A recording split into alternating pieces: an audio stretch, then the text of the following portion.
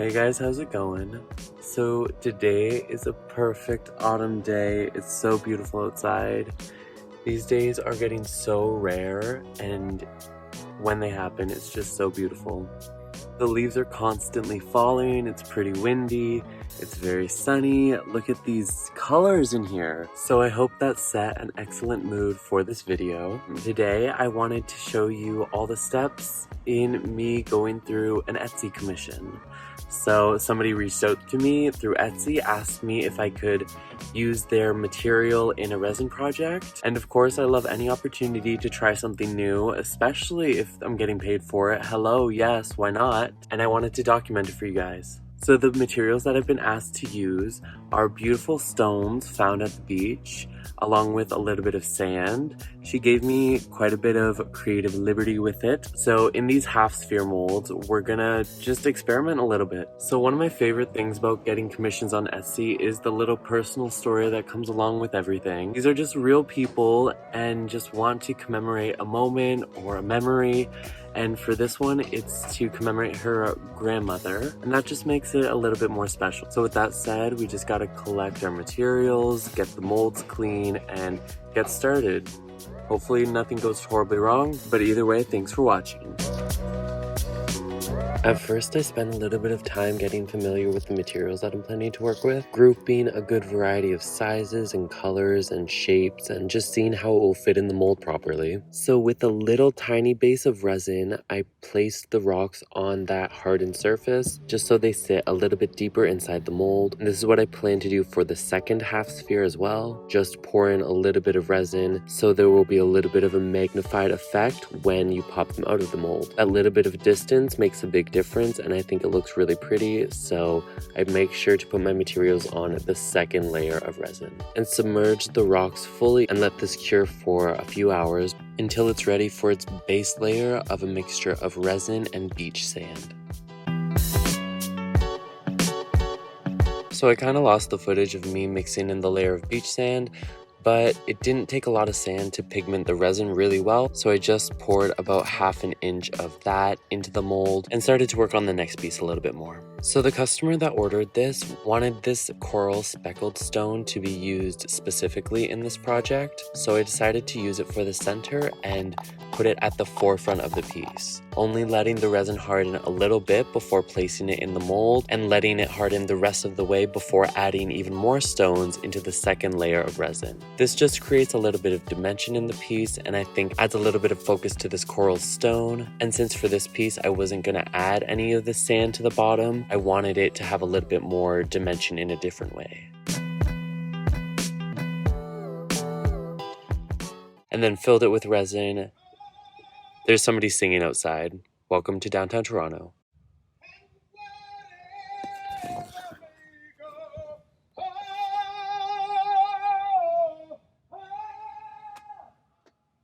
I hope you guys heard that. That is a local icon. Then I used the other stones to surround the coral stone, evenly spacing everything so you could see as much as possible, and then filling the rest of the mold with more resin.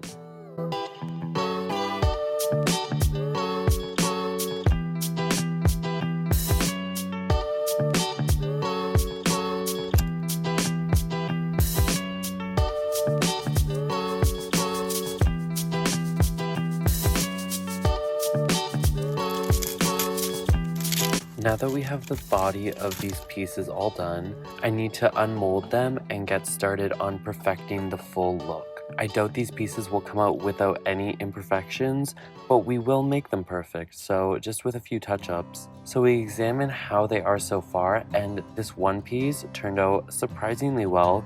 Very few blemishes. I'll have to sand the sides and just cover it up a little bit, but I was happily surprised with the first one that came out. And the second one definitely had a few more issues. Some of the sand wasn't fully mixed in with the resin and created these air bubbles and really messy texture looking thing. So as I do with most of my projects anyways, a top coat is necessary to keep it shining and a great way just to fix everything else. Since there were quite a few big problems in the one with the sand, I decided to coat a mold just to do another layer on the outside, hopefully filling up all of those air bubbles and those pockets and making it as perfect as the other piece that came out.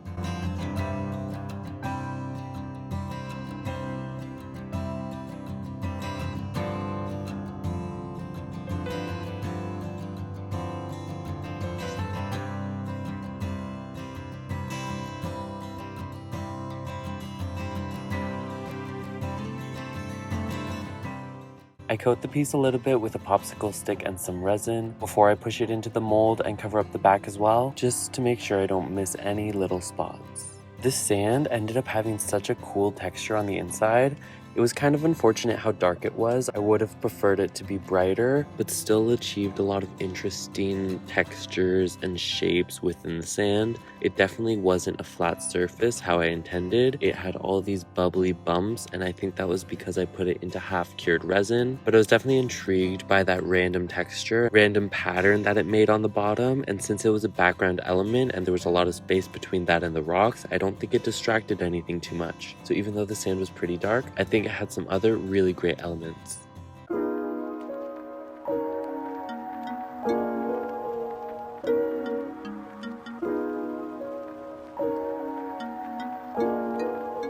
So I get to have this glorious unmolding moment again, this time experiencing zero imperfections. It looks amazing. Since I used casting craft polyester resin for this project, it needed some extra time to set in the sun without being handled for another day, just to stay safe that we're not going to leave any fingerprints anywhere. So after a full day, the resin has hardened completely and is ready for its final steps, which is grinding it down with a handheld Dremel, making sure there are no sharp edges and just making sure it looks as clean as possible. From doing this project, I definitely need to look down for rocks more often. Some of these gave amazing contrast and really good interest inside the resin, and it was definitely something fun and different for me. I've done crystals before and I've done sea glass before, but these simple smooth stones just from the beach or a river say something completely different about nature. So I'm really excited to curate my own collection of these stones. After that, to clean up all the scratches that I just made from sanding it down, I used some clear nail polish to polish out any of those imperfections.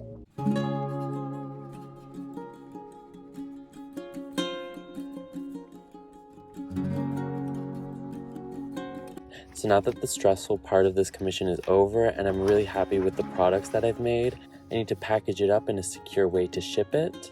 So I bought this beige cardstock recently, and I already had a template for this mold since I've made a fair few of them so far. So I just traced that template, cut out the pieces, and get ready to hot glue them. I really liked this cardstock. I thought it was a nice sandy beige, kind of appropriate for these pieces.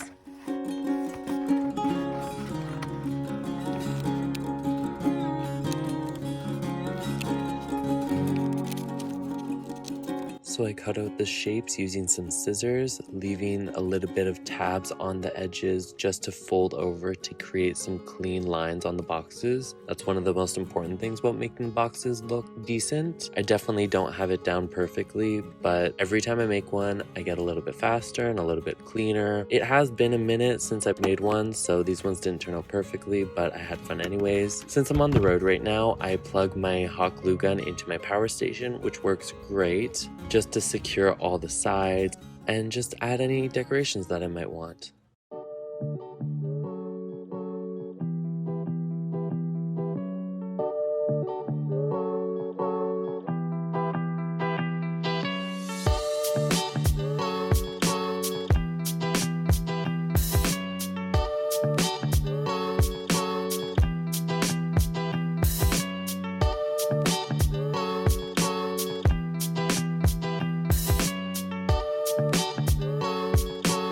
This is also where I kind of like to experiment with my packaging. I picked up these little beads on sale the other day, so I decided to just hot glue them as little buttons for these boxes. I mean, these are just disposable boxes and I'm sure it'll fall off soon enough, but I thought it was a cute little touch. It's hardly an expense for me. I think it does a lot for branding. I love these colors. If you can't tell, it's kind of what I base my life around, but it really is all about the experience of when you open it. So I get to look at these pieces one more time before sending them out, before wrapping them up with string and shipping them along. So I give them both a moment of appreciation, really looking through on how the resin affected the stones, how it magnifies things, and just the composition of the shape overall. What I would like to carry on to my future projects or what inspires me now. I love that I have this YouTube channel that I can document these projects on because I would truly miss them otherwise. I always take pictures, but sometimes these videos are a little bit more special on how the process went into creating them and the connections I make with people along the way. So this is just a little bit of the process of how I package out and make items for my small business. I love seeing how each small business is so unique and has such an identity, is so personalized. It's one of my favorite things to search up on YouTube. So thanks so much for watching mine. If you guys have any tips or packaging ideas that you want to share below, that would be super fun. It's something that I'm always changing. This was kind of a lazy version of what I usually do, to be honest. I really like lino cut stamps that I want to bring into packaging in the future more often. And I have to figure out more sustainable process for this entire thing. So there's definitely a lot more work that has to go into it, but I'm having so much fun learning along the way. And that's why it's so rewarding working as a small business and just working for myself, because everything I learn I can apply to the future. It's just a never-ending cycle of learning and growth. So I wrap these half spheres up with some newsprint just so they don't shake around in the boxes while they're being shipped. Just a little bit more of a cushion so they don't get damaged.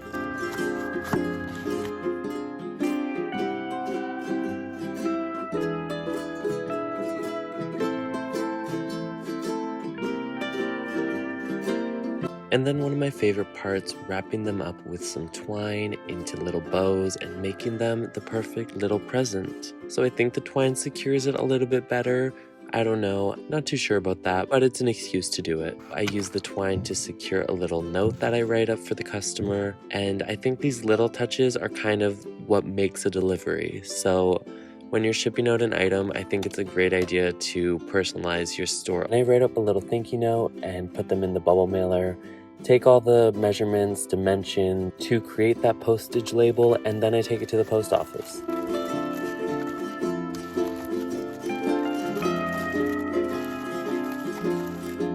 I like to use 2 pieces of postage tape at both ends just to tighten up all the bubble wrap around the products. I feel like this protects it a little bit more.